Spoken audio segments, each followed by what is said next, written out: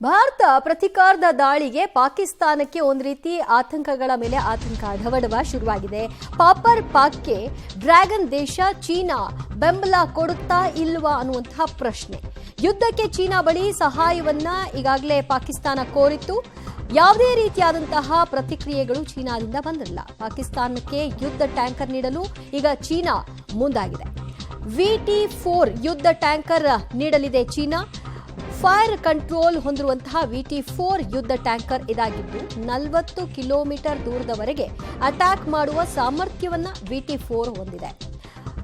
ಪಾಕಿಸ್ತಾನದ ವಿಷಯದಲ್ಲಿ ಚೀನಾದ ನಡೆ ಹೇಗಿರುತ್ತೆ ಅನ್ನುವಂತಹ ಪ್ರಶ್ನೆ ಇತ್ತು. ಅಮೆರಿಕ ಜೊತೆಗೆ ಚೀನಾ ಜೊತೆಗೂ ಕೂಡ ನಮಗೆ ಸಹಕಾರ ಕೊಡಿ ಅಂತ ಪಾಕಿಸ್ತಾನ ಕೋರಿತ್ತು. ಅದರ ಬೆನ್ನಲ್ಲೇ ಅಮೆರಿಕ ಭಾರತದ ಪರವಾಗಿ ನಿಂತು ಪಾಕಿಸ್ತಾನಕ್ಕೆ ಚೀಮಾರಿ ಹಾಕಿತ್ತು.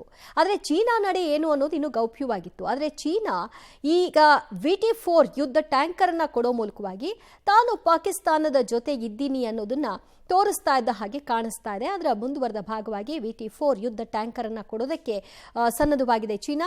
ಫೈರ್ ಕಂಟ್ರೋಲ್ ಹೊಂದಿರುವಂತಹ VT-4 ಯುದ್ಧ ಟ್ಯಾಂಕರ್ ಅನ್ನ ಪಡ್ಕೊಳ್ಳೋ ಮೂಲಕವಾಗಿ ತಾನು ಇನ್ನೂ ಬಲಿಷ್ಠವಾಗಿದ್ದೀನಿ, ತನಗೆ ಚೀನಾದ ಸಪೋರ್ಟ್ ಇದೆ ಅಂತ ಬೀಗೋದಕ್ಕೆ ಪಾಕಿಸ್ತಾನ ಮುಂದಾಗತ್ತೆ.